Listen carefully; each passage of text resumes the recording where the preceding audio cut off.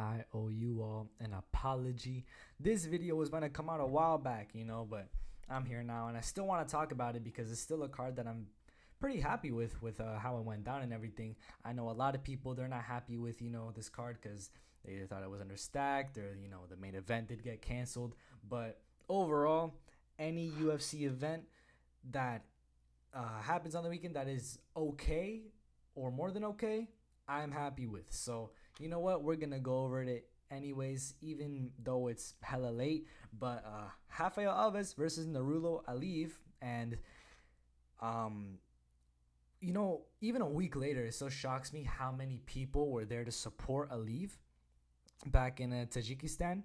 There was like thousands of people just crowded around 3 a.m. It was 3 a.m. we were there in Tajikistan because of time zones and everything. They were watching, all of them together, watching Nurullo Aliev fight in his UFC debut. He got the win. I think this fight should have been way higher on the card, but at least the Tajikistan crowd didn't have to get bored by any fights that may or may not have possibly been boring. So this being the first fight and the whole Tajikistan being there in support of Aliev, I think it's perfect how everything went down. Aliev got the win by majority decision because of a weird biting thing in the first round. I don't know what happened there. It was like I don't know. He just bit him apparently. And Mark Smith, I think that was the referee. Let me see. Where does it say? Yeah, Mark Smith was the referee. And he took a point off in the first round for biting. But Nurullo Aliev was able to pull through with the wrestling, able to get the decision win. And my prediction, perfect pick, bruh. First fight of the night, and it was perfect pick for me, bro. Easy. Let's go. Thank you, Nurullo Aliev, for that perfect pick right away. But we're gonna move on to Joe Solecki versus Carl D in the third. Joe Solecki was able to get the performance of the night bonus by a very, very impressive submission. I mean, Carl D was out cold from that submission. He was unconscious, and Joe Solecki was able to get that submission win. Carl D, he's got no quit in him. I'm telling you, he does not tap to these submissions. He does not retire from these fights. He keeps going. He keeps fighting, and that's exactly what we need in the UFC. I'd keep him for a few more fights, see how he does against some other guys, maybe lower guys to see how he does with them, or maybe higher guys to see how he does with them as well. This was his UFC debut. He didn't have really the best record or the best resume coming into this fight, but I'm satisfied with how he performed considering that it is his short notice UFC debut. I'm also satisfied with the perfect pick, bruh. Oh my, the perfect picks go crazy. 2 perfect picks in a row for the first 2 fights of the night. I was through the roof, bruh. I cannot believe this. My bad, I didn't mute soon enough, so you all heard me clear my throat. But man, I was very surprised with this, very happy. I was like, yeah, this card gonna be great, and the main event's gonna be great too. Yeah, at least it's rescheduled for next weekend. That's good. That card is super stacked. I'm excited for that one. But yeah, Joe Solecki defeats Carl D in the third by submission in the second round. The first round was Joe Solecki. Yeah, it was all Joe Solecki that entire fight. But there was 5 seconds left. I was 5 seconds away from not getting a perfect pick, but Joe Solecki, he got it for me, man. Oh yeah, let's fucking go. Another one. This was a good fight, even though I got the prediction wrong, just barely. I'm very happy with this fight. Ode Osbourne versus Charles Johnson. This was a fight where I was okay with either of them winning or losing because I like both these guys. They're both exciting fighters. They're both guys that I really like to watch. So there was a part of me that I didn't want to watch either guy lose, but I was just there for the ride. So I think split decision, win or loss, I think it was the best way to go. Even though that's not my pick, I was so close to getting my pick, bro. But it's all good. Ode Osbourne split decision win. I'm happy with that because I can't wait to see where he goes next in his career. Charles Johnson, he's already got another fight booked. That's how active this guy is, man. Charles Johnson, he's always on it. But if we look at the scorecards here, one of the scorecards, had Ode Osbourne winning the first, Charles Johnson winning the last 2. I think the common theme here is Ode Osbourne was the first, Charles Johnson was the second, and then the third one was split between the judges, where one of the judges gave it to Charles Johnson and 2 of the judges gave it to Ode Osbourne. and that was what ended up giving Ode Osborne the win. Watching it live, I was like, okay, I think Osborne edged it out, but they might rob him in order to give it to Charles Johnson. I knew that was a possibility. I was like, maybe I'll get 3 perfect picks in a row. That's possible too, but I think it went the right way, honestly. I think this is the best way for it to have gone. And I'm happy with this either way because Charles Johnson and Ode Osborne, they're both good fighters either way.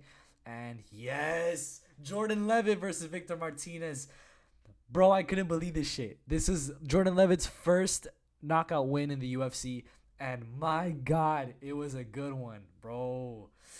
Jordan Levitt. I love this guy, man. This guy is so cool, man. This is the one of the coolest guys on the roster right now. I had him winning by submission in the second round. He completely subverted my expectations. Knockout in the first, man. He got me my pick either way. It's not a perfect pick, but had to clear my throat again. I paused. But yeah, he still got me my pick. He still got my 50 points, and that's all I needed, man. This guy, he's so cool, and it was cool to see him come back, especially after such a like a bad loss to Paddy Pimblett. Paddy Pimblett, he was a big name at the time, so losing to him wasn't really bad for his career necessarily. But he was getting booed. There was a lot of pressure, a lot of people, just hoping for his downfall in that fight. So for him to come back with an impressive, very impressive first round knockout, it's a good fight. It's a good win. So I'm happy for him there. I can't wait to see where he goes next in his career. This fight should have been a lot of these fights should have been way higher up. Jordan Levitt, Ode Osborne, Charles Johnson, Rafael Alves, Narulo Aliev, it should have been way higher than Jasmine Jasudavicius versus Gabriel Fernandez, in my opinion. But we're going to move on to this fight, because Jordan Levitt, first round knockout. There was no need for the judges' scorecards. But Jasmine Jasudavicius versus Gabriela Fernandez. This was a unanimous decision win for Jasmine. And I did not have it that way. I had it the other way. But it is what it is.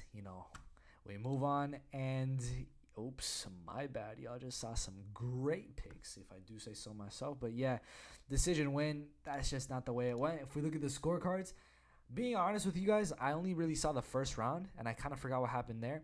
But I was kind of like, I was in my kitchen a lot. I was doing some stuff. So I didn't really mind. I didn't really care about this fight. So I wasn't really paying attention to it. But the parts that I was paying attention to, it was all Jasmine. And it seems that that's what happened.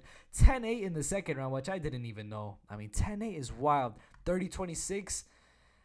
Man, I don't even know what to say to that. But yeah, this is a very crazy one. Oh yeah, Jordan Levitt got performance of the night, by the way. Forgot to mention that, but yeah, impressive by Jasmine there, and Canada got put on the map on this card. Let me tell you, there's another one up ahead, but yeah, Eric Gonzalez versus Trevor Peek. Trevor Peek got performance of the night, bro.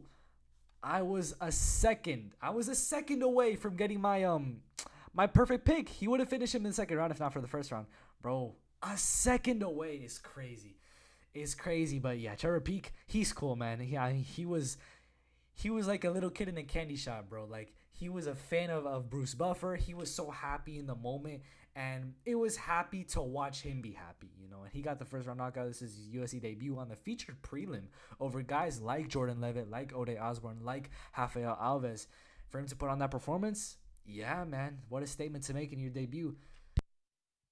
Eric Gonzalez didn't have the best resume, but he only lost to really good guys like Jim Miller, like Terrence McKinney, really top 20, 30 guys at lightweight.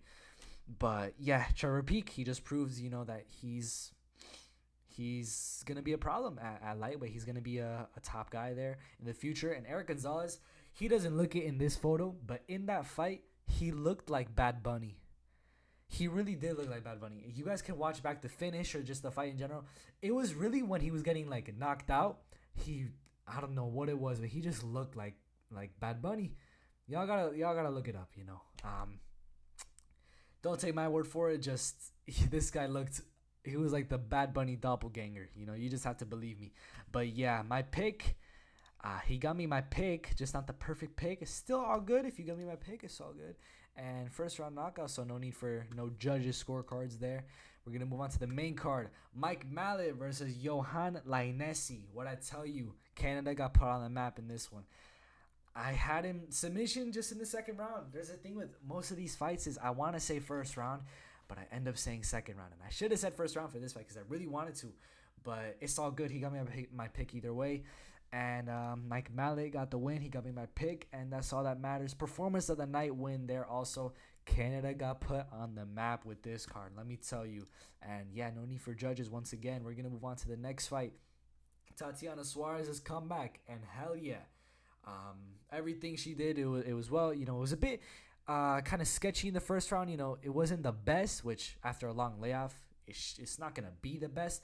But she adjusted, and she showed why she is one of the top guys at in the women's divisions, just in general, because this is a flyweight bout, and she fights at strawweight. Bro, after this fight, she made it to the top 15 pound for pound, women's pound for pound rankings. That's so crazy about this, because she surpassed someone like Caitlin Chukagian, who was number one at flyweight for such a long time. One win, one second round submission win, and she passes Chukagian. I think she should have. I don't think Chukagian is that good, but being number one contender, that's being number one contender. Like, number one spot is number one spot, and Tatiana Suarez just surpassed the number one spot, the number one girl. In her at the time, she's like number 4 now, or number 5 now. So it's not as cool now, but she's unranked. That's the craziest part about this. She's unranked and in the women's top 15 pound for pound. So yeah, she lost her number one percentage or time. It was the percentage spot in top position. Chael Sonnen is now the new number one. She did lose that percentage spot, but I'm sure she'll get it back, honestly, because a lot of the top people there, most of them are not in the UFC no more. I think she could get it back, especially because she is so skilled. Even after that long layoff, she is still really, really skilled. So she got a performance of the night there, and she got me my pick. I had her by decision, but she did even better, so I'm happy about that either way. First round, I'm pretty sure was Tatiana Suarez. Yeah, it was Tatiana Suarez either way. Yeah, still good win. Another good win. Augusta Sakai breaks his losing streak, gets the finish. Not the finish. What am I saying? Not the finish. The decision win. He gets a win over Dontel Mays. He was 4-fight knockout losing streak, and he came back. He's right outside those top 15 rankings. He's only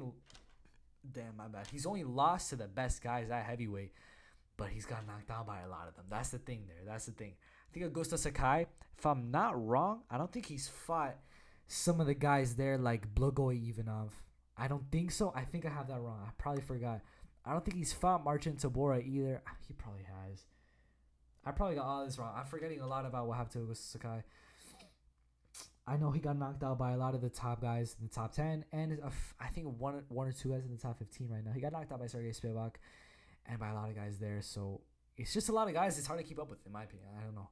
That's just me, but yeah, I could probably look it up right now. Hold on, let me look it up on my phone, because that's just like disrespect to just forget. That's crazy. Let me search him up. Sorry for holding up the video. Augusta Sakai, because I genuinely just forgot. Like, my mind is blank. 16-5 with one draw. Taito Ivasa, Sergey Spivak, Jarzinho, and Alistair Overeem. Bro, those guys are heavy hitters. Especially Tuivasa and Rosenstrike. Those guys hit so hard. And Overeem was a monster. And Sergey Spivak is the new top guy. And he's knocking out everybody, he's finishing everybody in the first round. So, I don't know, man. He hasn't fought Blagoy Ivanov or Marcin Tybura, like I said. I think he hasn't even fought. He's probably fought there. Oh, no, he has fought Blagoy and Marcin Tybura. He's beaten both of them. He knocked out Marcin Tybura in under a minute. He beat Blagoy Ivanov a couple years back. He hasn't fought Derek Lewis. I think Derek Lewis will probably beat him, though. That's the thing. But Derek Lewis, Augusta Sakai, make it happen, bro. Derek Lewis comeback fight, and Augusta Sakai, I don't know. That may be the fight to make. Augusta Sakai is right outside those rankings. That's the thing. He's beaten a lot of those top guys within just a few years. So he should be right outside those rankings. He left a couple months back, and now beating Dontel Mays, he should be right outside of there. He's still top 20 in heavyweight, in my opinion. It's not a lot, because there's only like 38 guys in the heavyweight roster, heavyweight division right now in the UFC, but top 15, that's really what the goal. And Augusta Sakai is right outside of that, so he could. Maybe the Blagoy rematch is there. It was a split decision win. Maybe the Marcin Tybura, he's fought down too many times. It's time for Tybura to fight up. I've talked about this already. Yeah.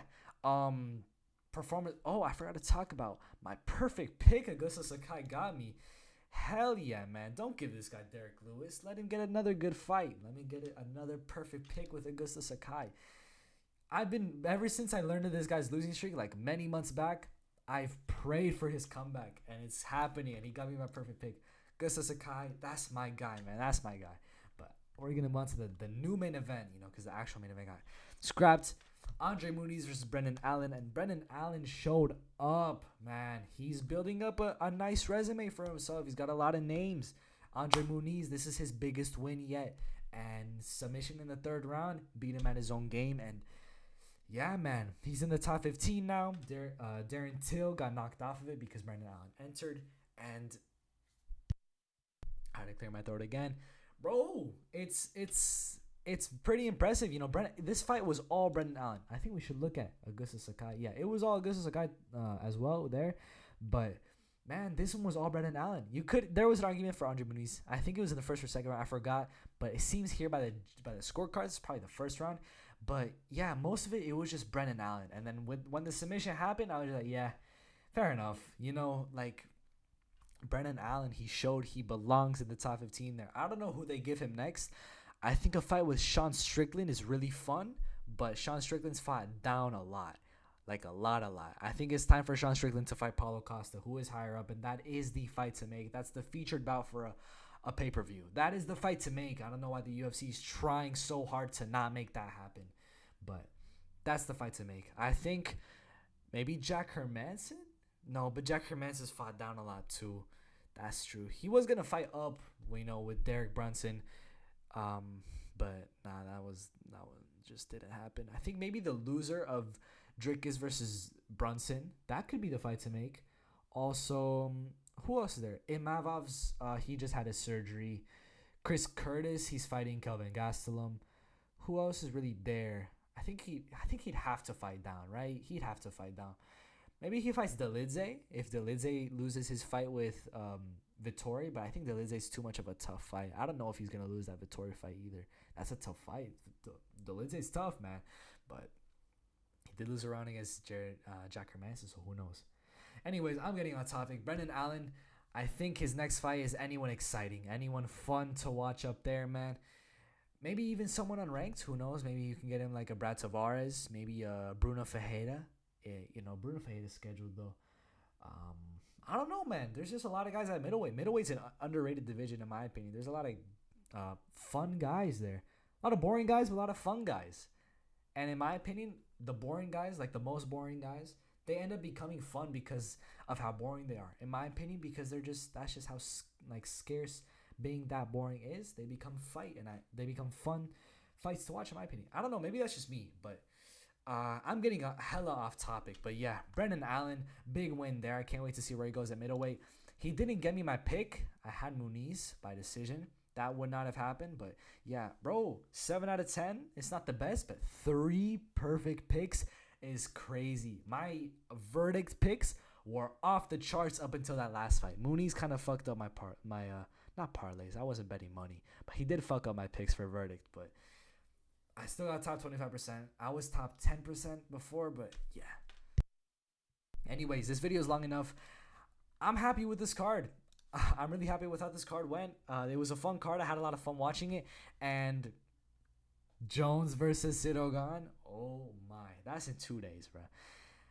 That's a fun one, man. That's a fun one. So many bangers coming up for the UFC. A lot of fans are underappreciating some of these fight nights, The upcoming ones definitely not. The upcoming ones are legendary, bro. Those are good. But yeah, these fight nights, gotta put some respect on their names, bro. Gotta put some respect on these fight nights because they're good fight nights. Yeah, this is my review of Muniz versus Allen, UFC Vegas 70. Fun one. That was a very fun one. And I'll see you all tomorrow for many more predictions videos. There's going to be 2 of them, so be prepared for that.